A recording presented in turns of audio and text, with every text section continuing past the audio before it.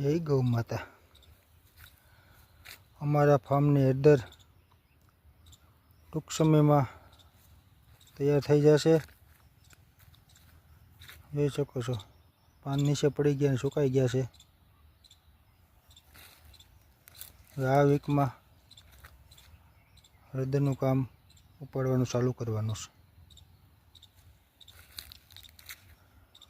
જે કોઈ ભાઈઓને હળદર પાવડર અને મરચું પાવડર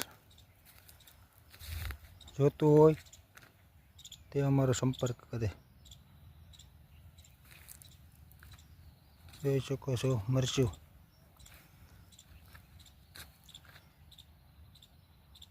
ચમનભાઈ ભુવા, ગામ માંડવા, તાલુકો ભેસાણ, જિલ્લો જુનાગઢ।